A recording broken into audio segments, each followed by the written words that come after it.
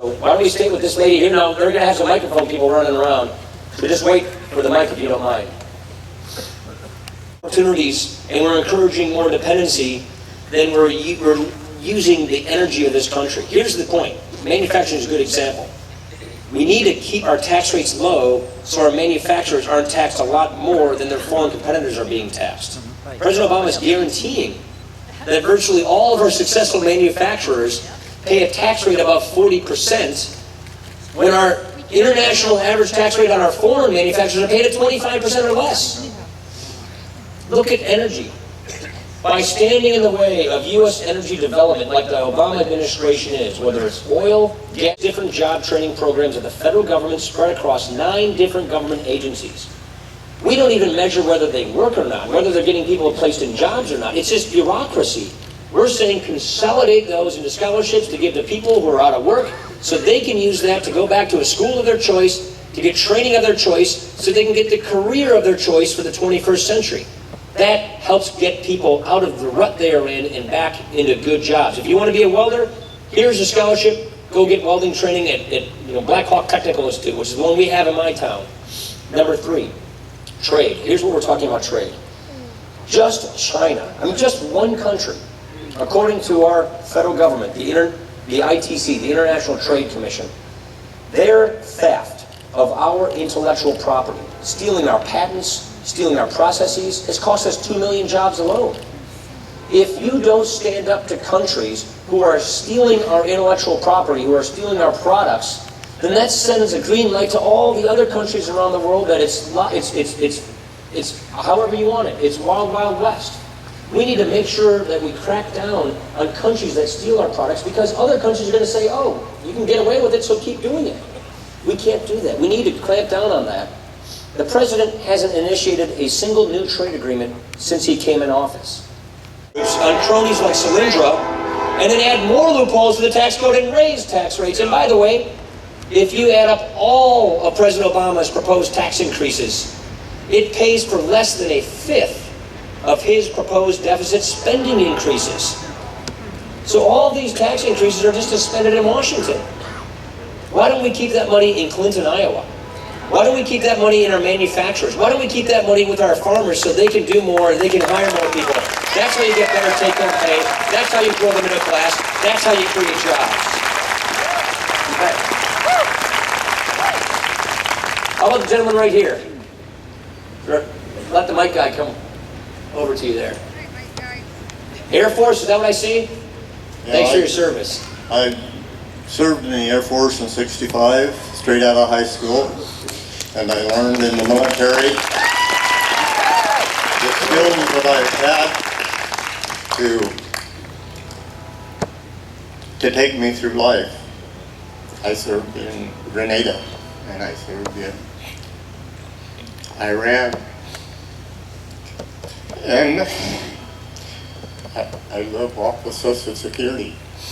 I live off $1,000 a month, and I cannot understand why this country that I gave my life for feels that they should tax me twice for Social Security.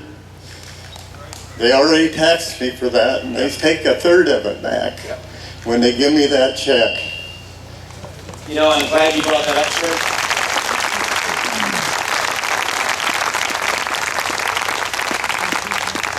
Now, there's a tax on Social Security benefits he's talking about.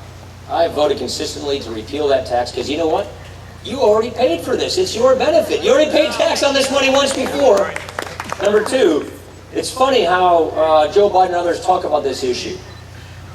Joe Biden voted for this tax. President Obama voted a few times to keep this tax.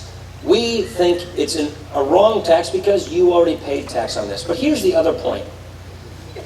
If we don't work to prevent Social Security and Medicare from going bankrupt, then current seniors get hurt. Look, when the Social Security IOUs run out, when the trust fund's exhausted, a 25% across-the-board benefit cut kicks in the middle of people's retirement. That's what the current law does. We can't allow that to happen. This is why Mitt Romney and I said, you know what, I understand They throw all this political mud at you if you try to solve problems. We're still going to solve this problem. Because if we don't get Medicare and Social Security solvent, then Social Security recipients get a 25% across-the-board benefit cut when the program goes bankrupt. We can't live for that. Look, Social Security is a program that's personally very important to me. When my dad died when I was a teenager, I got survivor benefits. It helped me pay for college. It helped my mom go back to school. And she got on a bus every day, went to Madison, went to the University of Wisconsin, got a new trade, got a new skill so she could start her small business. Social Security was there when my family needed it. It's there for you. And there is no reason why politicians can keep acting like politicians and get away with this, because if we don't fix this program, it's going to hurt current seniors. And here's the point. What we're saying, our solution, is if we fix this now, it doesn't change benefits for anybody 55 or above. You got to understand, for my generation, it's bankrupt. For my children's generation, it's bankrupt. So you've got to reform it for my generation, and if we go now and pass these reforms, it only affects people 54 and below, and it guarantees that that benefit cut doesn't happen, and that those people who already retired, who paid into this program on the promise that it would be there for them, it guarantees that it is there for them. But you need leadership to take this on, and Mitt Romney is going to give us the kind of leadership to make sure we save this program. That's the way the program works. But because we got 10,000 people retiring every day, the big boomers are retiring, and they're going to be doing it like this for 20 years, there are fewer of us paying into the program than there are those retiring on the program. So you need to reform it for the next generation to save it for the current generation. So what we're saying is, for people 54 and below, when they become Medicare eligible, have the system work like the plan I have as a congressman, or like federal employees have. You get guaranteed coverage options that actually you can choose from, including traditional Medicare. And what that means is you get to pick the plan that you want. It's guaranteed, you can't be denied, and then Medicare pays for a big portion of your premium. Total coverage for the poor and the sick, the same kind of coverage for middle income, and not as much for wealthier people. Doing it this way, empowering 50 million seniors the right to choose the plan that fits their needs, making them providers compete against each other for our business, saves Medicare, and it's a big change versus the Obama plan, which is 15 bureaucrats decide how our Medicare plan works, and even with that, the program still goes bankrupt. It's our obligation to save and protect Medicare and Social Security, and we're putting the ideas that are out there to do that. And if we go with 4 more years, then we have more bankruptcy, and we can't allow that to happen. Come over here.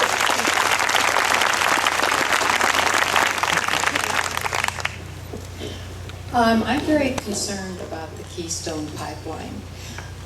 I just want to know, when you and Romney are elected, if we still have an opportunity to change that so that we can have the pipeline coming this way instead of being sold to China? The inauguration day of Mitt Romney is January 21st. Am I right about that? That's the day the Keystone Pipeline gets approved. Day one, we say yes to Keystone. Day one. There is no good reason to reject this proposal. Look, you can understand, I guess, why the president did it when you look at all of his other proposals. He has this national energy tax that he wants to impose on our economy. Remember, he passed this to the House. He barely failed to get it through the Senate, meaning it got killed in the Senate. They call it cap and trade. It's a national energy tax on all of our energy, on our carbon-based energy. That means you pay more for gas, you pay more for oil, you pay more for home heating, for electricity, for coal. So his whole purpose is to raise the price of this kind of energy. So when you see that that's what he wants to do, you can sort of understand that's why he's saying, don't bring cheaper, more affordable oil in from Canada, have to send it to China, because that raises the price. I tell you what, it's ridiculous. We would get thousands of jobs just making the pipeline. They've got tens of thousands of miles of pipeline running through Nebraska right now. Nebraska says, go ahead, bring it through. So there's really no excuse other than the president personally intervened in this measure to prevent this pipeline from being built. This is a key part of our plan to get us North American energy independent by the end of this decade. And I guarantee you, on day one, Keystone Pipeline is approved. We pick up the phone, call the Canadians, and say, send it here, don't send it to China.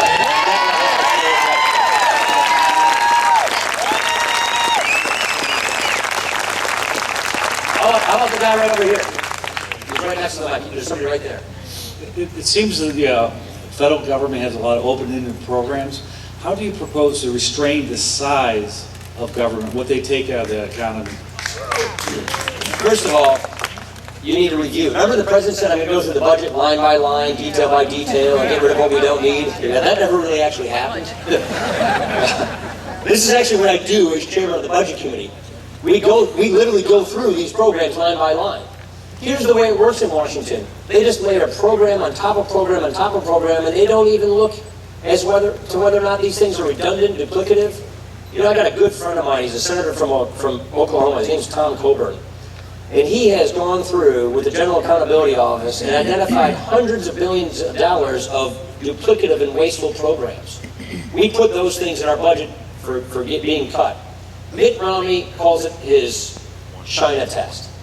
Is this program so important and so valuable that it's worth borrowing all this money from China to finance it? That's the test right there. Number two, we do need a cleansing of the federal government. And what we could say is you got to cap spending. You have to have caps on spending, on all government spending, to make government more efficient, to make government live within your means. We don't have, most of our government is on autopilot. About 3/5 of our government spending has no caps. Congress doesn't even deal with them on a year-to-year basis. So when 3/5 of your government is being spent on autopilot, and don't forget, is it noon?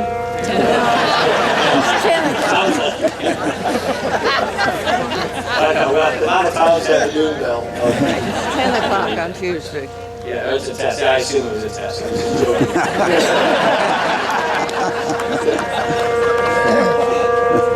I'll talk through it. You can hear me, right? When government is on autopilot, then there's no incentive for government to live within its means. President Obama rejects all of these caps. We finally forced the president to sign a bill to put caps on what we call discretionary spending. That's the minority portion of the budget that Congress appropriates every year. But you know what? The budget rules got to be changed. If I want to go to the floor and pass an amendment to cut out wasteful Washington spending, by the rules, that money isn't saved. It's going to be spent somewhere else in government. It's just ridiculous. And so what we're proposing are very specific reforms of our budget system to make sure we can actually cut spending and save that money, to go through and review all of these things. That's what the job training thing's about, is consolidate these programs, get rid of bureaucracy, and focus on the need to make sure that these things work. You've got to actually put discipline on government. Government agencies get an automatic inflation update every year. We want something we call zero-based budgeting. That means you don't give a government agency an automatic spending increase and then negotiate a spending increase on top of that. You get no more than what you got last year because you need to become more efficient.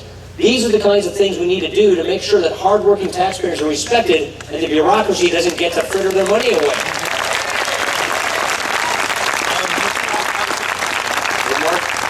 How about the gentleman over here? He's a veteran, so I got to give him the last go ahead. Wait for the mic if you don't mind, sir.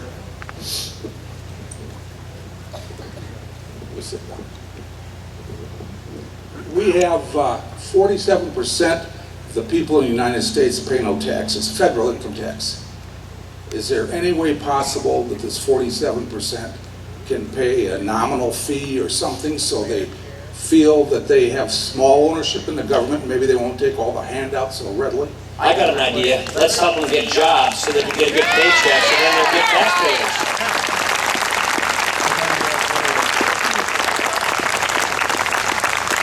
This is the point that Mitt and I have been trying to make. And sometimes the point doesn't get made the right way. We don't want a stagnant economy that fosters dependency. We've added 15 million people to the food stamp rolls in the last 4 years, in large measure because there's no opportunity, there's no economic growth.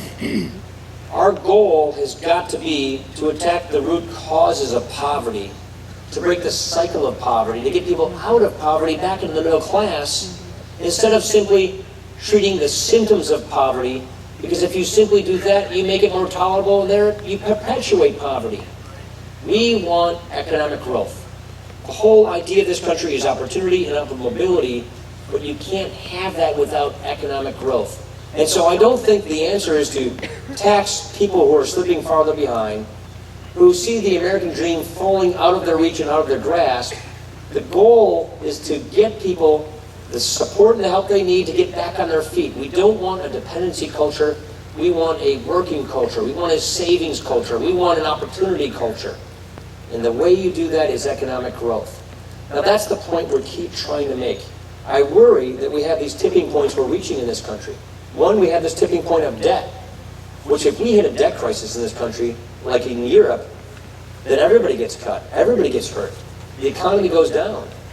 And I also worry that we have this culture of dependency where, because there's a lack of economic opportunity, there's a lack of jobs, that more and more people have to be, who are able-bodied, have to become dependent upon government for their livelihoods. That drains them of their will and their incentive to make the most of their lives. That's not the American dream. You know, Alan Orlog, who's here with us, gave me on the bus on the way over here a copy of the Iowa State motto. Our liberties we prize, and our rights we will maintain. That says it pretty well right there, doesn't it?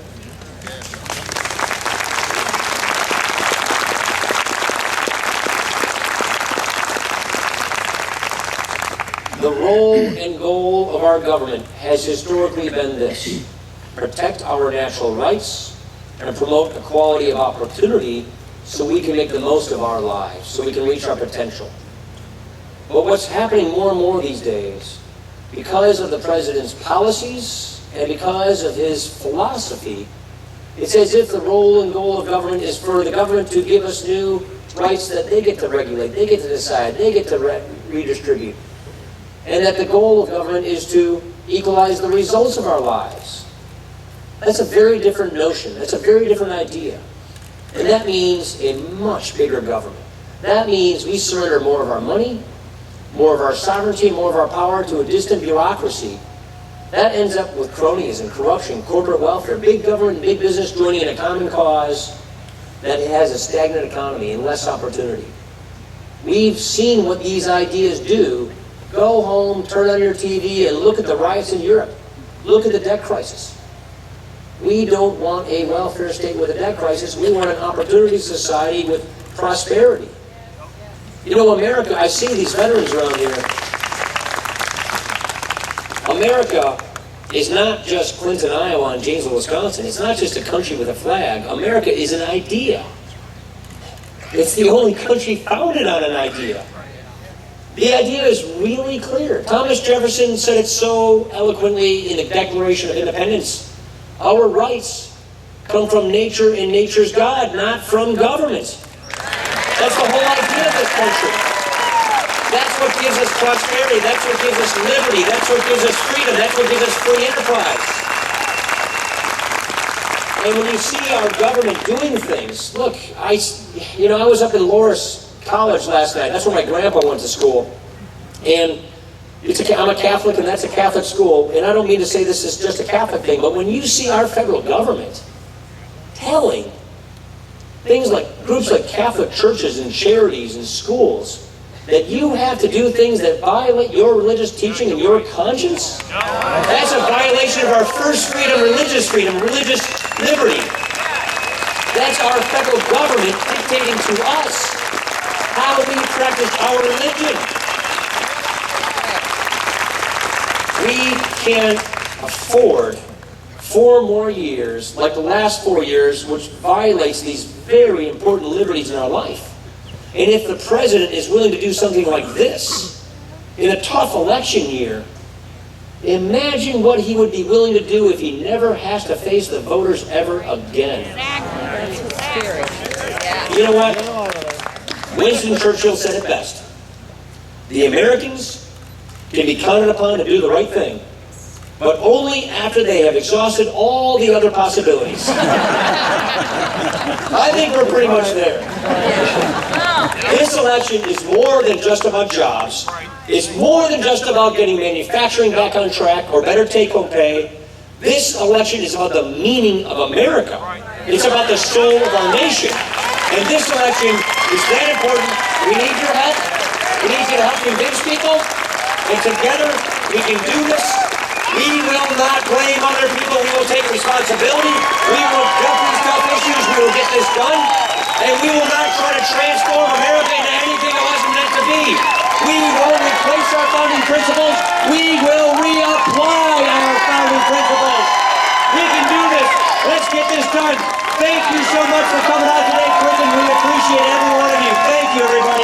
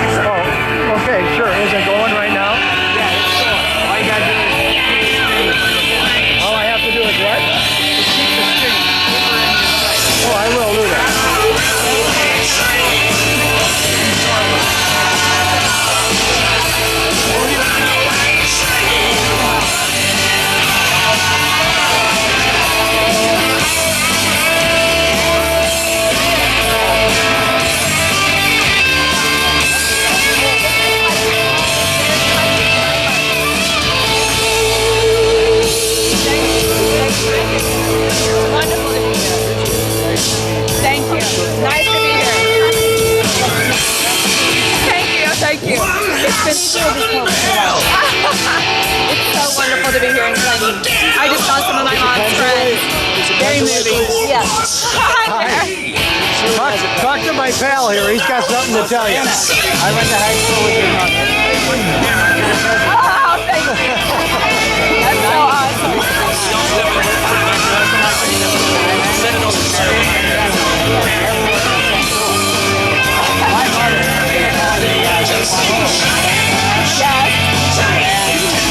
Your mother had a brand new baby.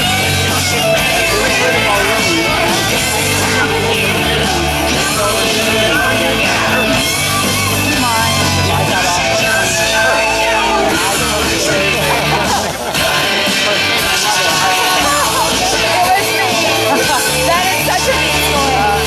Wow. My first year of high school, I went to National Mall in Tulsa. Yes.